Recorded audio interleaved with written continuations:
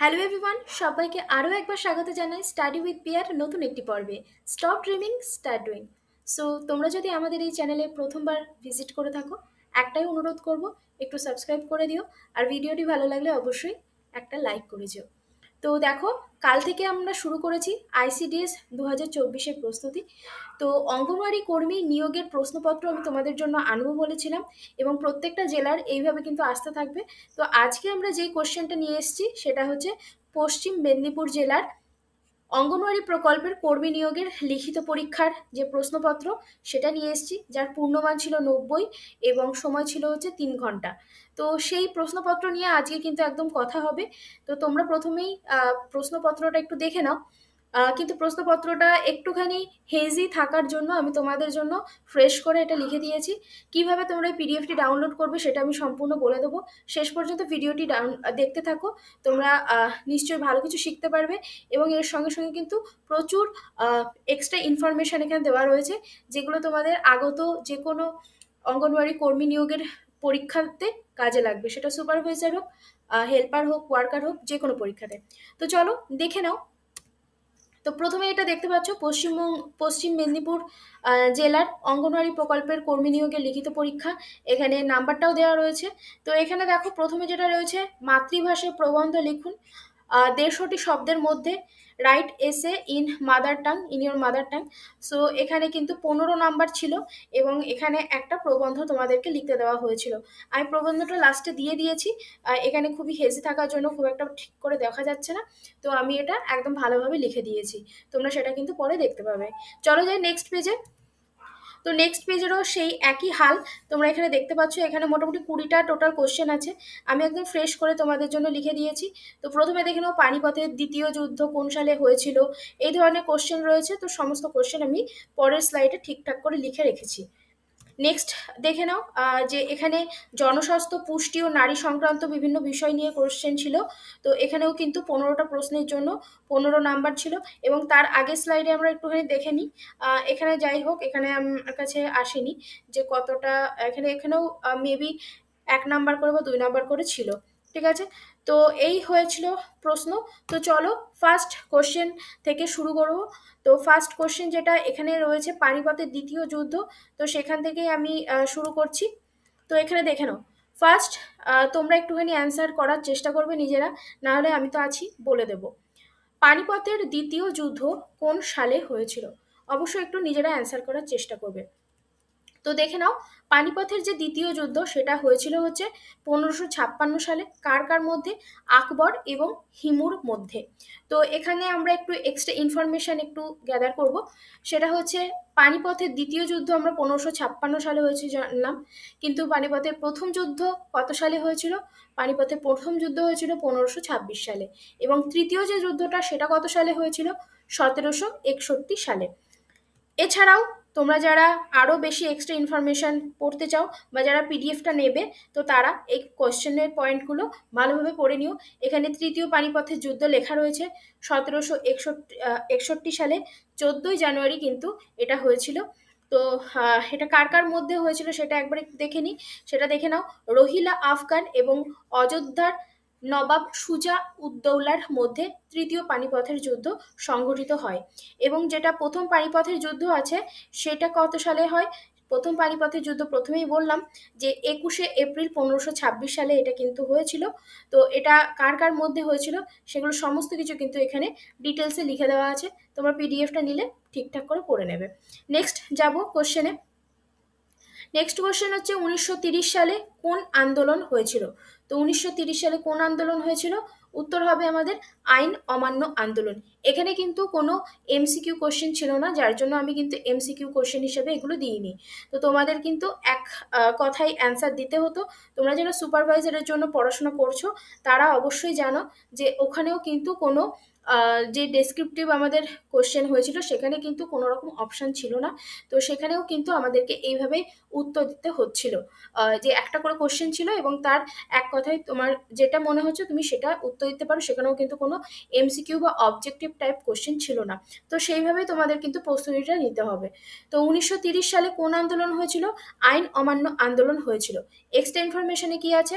তো এই অমান্য আন্দোলনটি গান্ধীজি সবরমতী আশ্রম থেকে গুজরাটি উপকূলীয় শহর ডান্ডি পর্যন্ত 240 মাইল জুড়ে এই পদযাত্রা কিন্তু হয়েছিল।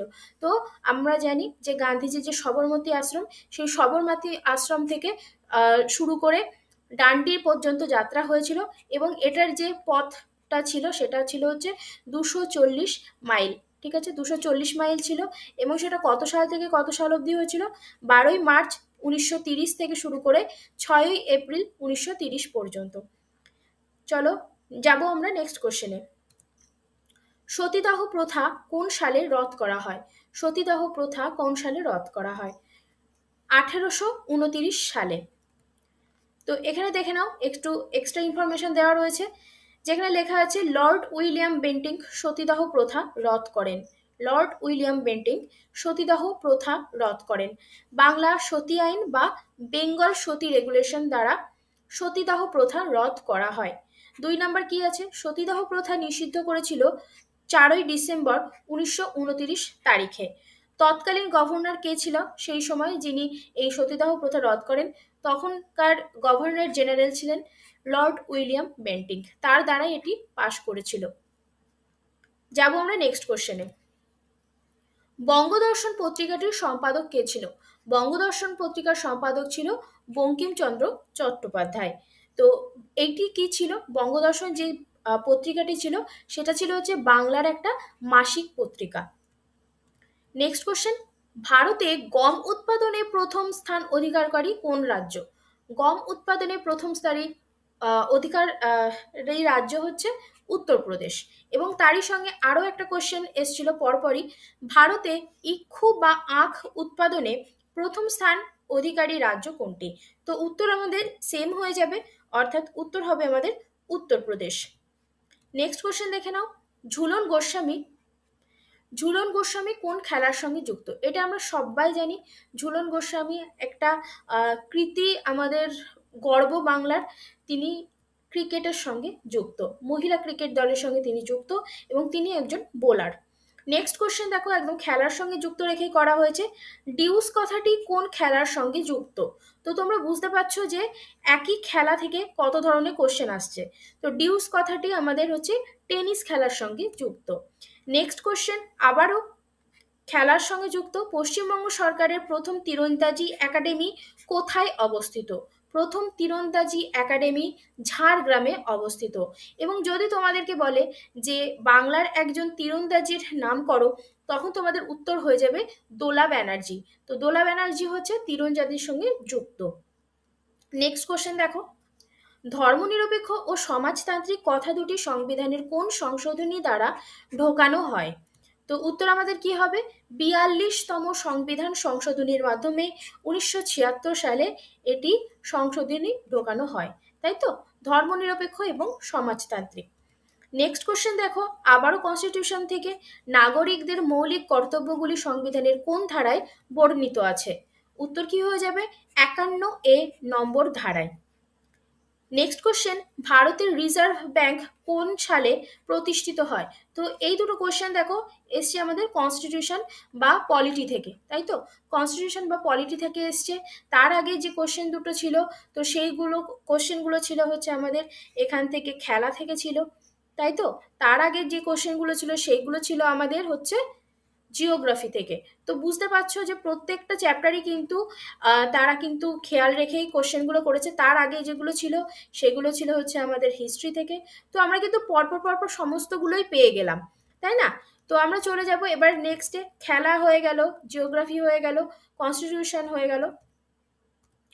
তো আমাদের নেক্সট কোশ্চেন দেখো ইকোনমিক্স থেকে রয়েছে, ভারতের রিজার্ভ ব্যাংক কোন সালে প্রতিষ্ঠিত হয়? তো আশা করি সবাই উত্তরটা জানো। উত্তর হয়ে যাবে আমাদের 1 এপ্রিল 1935 সালে, তাই তো? কোথায় প্রতিষ্ঠিত হয়? কলকাতাতে প্রতিষ্ঠিত হয়। জাতীয়করণ হয়েছিল 1 জানুয়ারি 1949 সালে। Very very important. এগুলো ডাব্লিউবিসিএসও অনেকবার এসছে কোশ্চেনটা। তাছাড়াও তোমাদের পিএসসি মিসলেনিয়াস যারা দেবে তাদের জন্য ভীষণ ইম্পর্টেন্ট, বা হচ্ছে পিএসসি যারা ক্লার্কশিপ দেবে তাদের জন্যও ইম্পর্টেন্ট, এবং যারা মানে অন্যান্য পরীক্ষা দেবে তাদের জন্য তো অবশ্যই ইম্পর্টেন্ট। ঠিক আছে, তো চলো যাবো নেক্সট কোশ্চেনে। ভারতের প্রথম জনগণনা কোন সালে সম্পাদিত হয়? তো তোমরা সবাই জানো ভারতের প্রথম জনগণনা 1872 সালে সম্পাদন হয়। কার সময়কালে? লর্ড মেয়রের সময়কালে। এক্সট্রা ইনফরমেশন দেখে নাও। লর্ড রিপনের অধীনে 1881 খ্রিস্টাব্দে ভারতে প্রথম সরকারি আদমশুমারি হয়েছিল। একে কি বলা হতো? প্রথম সুসংগত আদমশুমারি। ঠিক আছে, তো লর্ড রিপনের অধীনে 1881 সালে ভারতে প্রথম সরকারিভাবে আদমশুমারি কিন্তু করা হয়েছিল। নেক্সট, ন্যাশনাল ভোটার্স ডে কোন দিন পালিত হয়? ন্যাশনাল ভোটার্স ডে পালিত হয় হচ্ছে 25শে জানুয়ারি। 25শে জানুয়ারি পালিত হয় ন্যাশনাল ভোটার্স ডে। ইনফরমেশন দেখে নাও।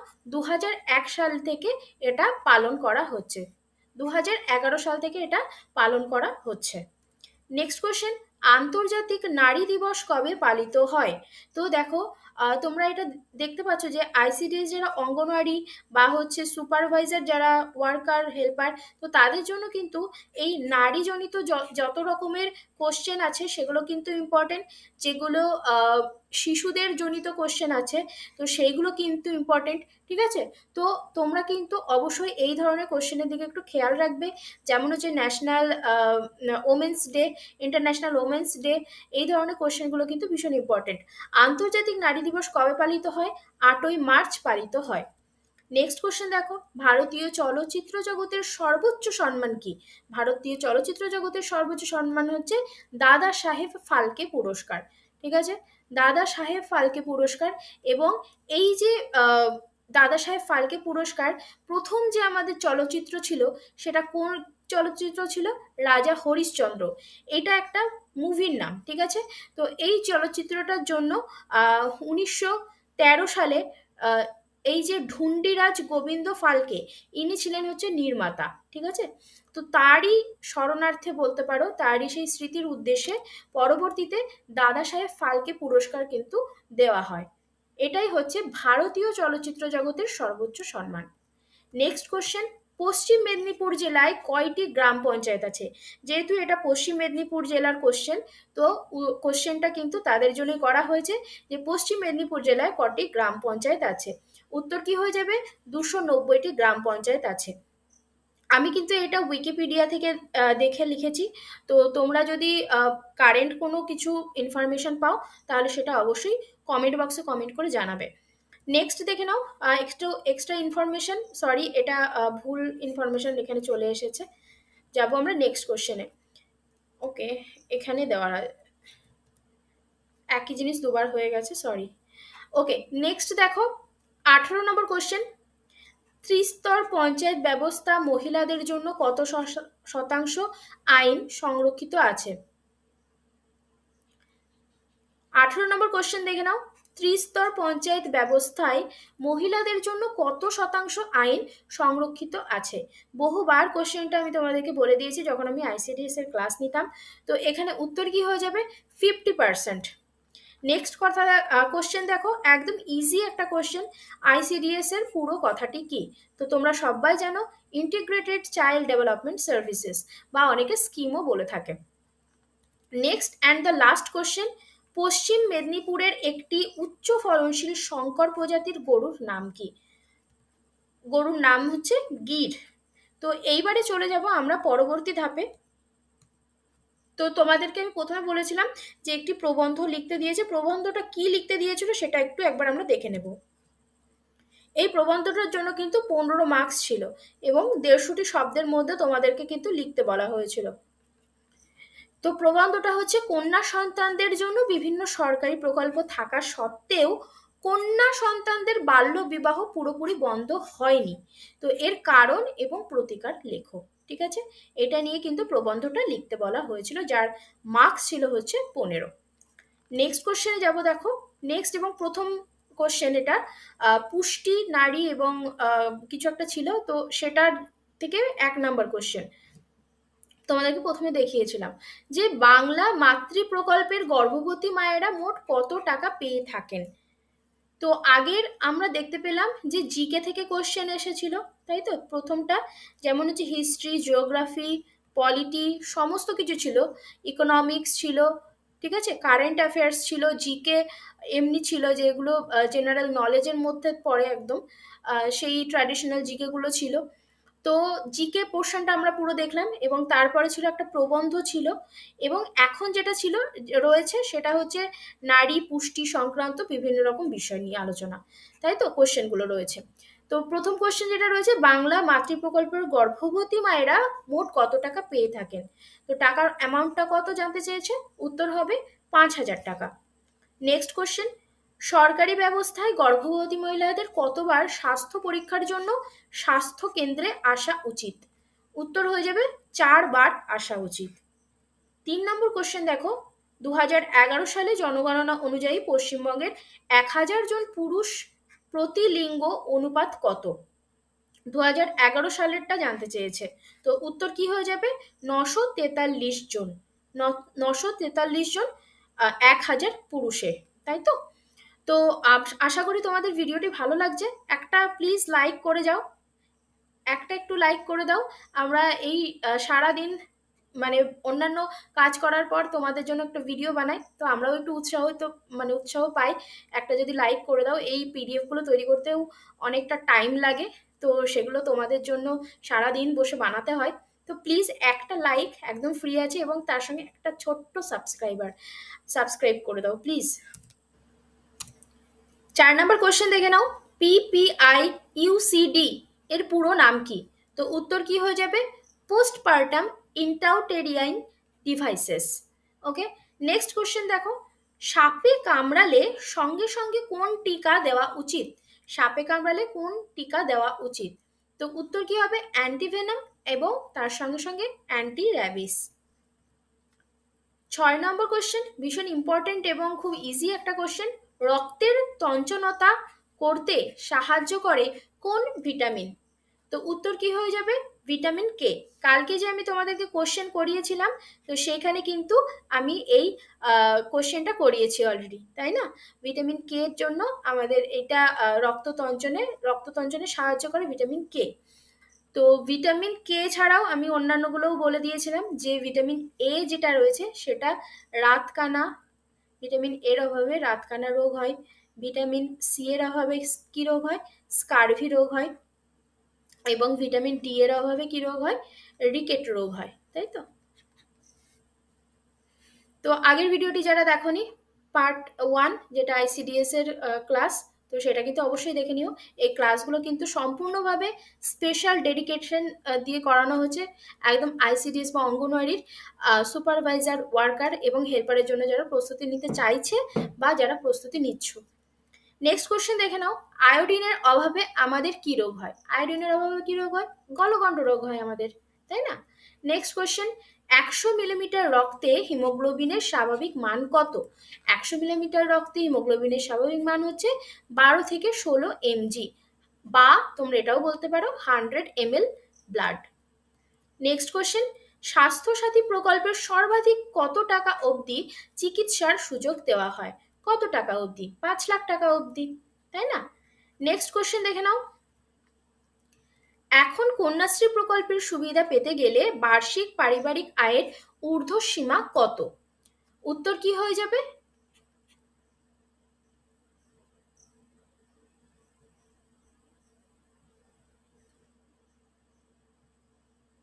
উত্তর আমাদের যেটা হবে 1,20,000 টাকা, 1,20,000 টাকা। নেক্সট কোশ্চেন, বন দফতরের নিয়ম অনুযায়ী একটি গাছ কাটলে কয়টি গাছ লাগাতে হয়, উত্তর কি হবে, 5 থেকে 10টা গাছ। 12 নম্বর কোশ্চেন দেখো, কিশোর কিশোরীদের weekly iron and folic acid supplement কেন দেওয়া হয়, তো উত্তর কি হবে, অ্যানিমিয়া দূর করতে। 13 নম্বর কোশ্চেন, এডিস মশা কোন জলে ডিম পাড়ে বা কেমন জলে ডিম পাড়ে, বদ্ধ জলাশয়ে ডিম পাড়ে। আশা, এটা আশা হবে, তারপর হবে। তো আশা কর্মী আমরা জানি, তো তাদের জিজ্ঞাসা করেছে যে এই আশা কর্মী বা এই আশার পুরো নামটা কি। Accredited social health activist, accredited social health activist. Okay, তো এইটাই ছিল আমাদের কিন্তু কোশ্চেন। তো আমরা একটা কোশ্চেন রেখেছি তোমাদের জন্য। তো এই কোশ্চেনটা আশা করি অ্যান্সার তোমরা কমেন্ট বক্সে দিয়ে যাবে। তো কোশ্চেনটা হচ্ছে, পশ্চিম মেদিনীপুর জেলার কোন ব্লকে নিউট্রিশন রিহ্যাবিলিটেশন সেন্টার অবস্থিত? ঠিক আছে, পশ্চিম মেদিনীপুর জেলার কোন ব্লকে নিউট্রিশন রিহ্যাব যেটা সেন্টার সেটা অবস্থিত? তো উত্তরটা প্লিজ কমেন্ট বক্সে কমেন্ট করে যাও, এবং তার সঙ্গে সঙ্গে অবশ্যই কমেন্ট করবে তুমি কোন ডিস্ট্রিক্ট থেকে দেখছো। অবশ্যই আমাদের চ্যানেলটিকে একটু সাবস্ক্রাইব করে যাও, আমাদেরকে একটু সাপোর্ট করো, এবং তার সঙ্গে পাশে থাকা বেল আইকন অবশ্যই বাজিয়ে যাও, যাতে প্রত্যেকটা নোটিফিকেশন এইভাবেই তোমার কাছে সবার আগে পৌঁছে যায়। অবশ্যই ভিডিওটি ভালো লাগলে একটি লাইক করে যাও, এবং যদি খারাপ লাগে তাহলেও অপশান আছে তোমাদের জন্য ডিসলাইক করার, সেটাও করতে পারো। তো আজ আসি, দেখা হচ্ছে খুব তাড়াতাড়ি তোমাদের সঙ্গে নেক্সট ভিডিওতে। আর এই পিডিএফটা যদি পেতে হয় তাহলে দেখো ডেসক্রিপশন বক্সে লিংক দেওয়া রয়েছে, সেই লিংকে ক্লিক করে তোমরা এই পিডিএফটা নিয়ে নিতে পারবে। অথবা তোমরা আমার সঙ্গে যোগাযোগ করতে পারবে 8145375340 এই নাম্বারে। ঠিক আছে, তো আশা করি ভালো লেগেছে ভিডিওটি। অবশ্যই কিন্তু সাবস্ক্রাইব, লাইক, কমেন্ট করতে ভুলো না, এবং বন্ধুদের সঙ্গে অবশ্যই একটুখানি শেয়ার করো, যাতে তারাও জানতে পারে যে তোমাদের জন্য এই ক্লাসটা শুরু হয়েছে। তো প্লিজ আমাদেরকে একটু সাপোর্ট করো। থ্যাংক ইউ সো মাচ, দেখা হচ্ছে খুব তাড়াতাড়ি নেক্সট ভিডিওতে। ততক্ষণের জন্য আমাদের অন্যান্য ভিডিওগুলো দেখতে থাকো, এবং ফ্রি মক টেস্টের জন্য বা নোটসের জন্য আমাদের যে ওয়েবসাইট আছে www.studywithpr.in, তো এইটা ভিজিট করতে পারো, ডেসক্রিপশন বক্সে লিংক দেওয়া রয়েছে। তাছাড়াও গুগল সার্চে করে তোমরা কিন্তু দেখে নিতে পারো। ওকে, তো আজ আসি, দেখা হচ্ছে খুব তাড়াতাড়ি নেক্সট ভিডিওতে। ততক্ষণের জন্য আমাদের অন্যান্য ভিডিওগুলো বা পিএসসি ক্লার্কশিপের যদি পিডিএফ নিতে হয় তাহলে আমাকে কিন্তু এই নাম্বারে হোয়াটসঅ্যাপ করতে পারো। Thank you.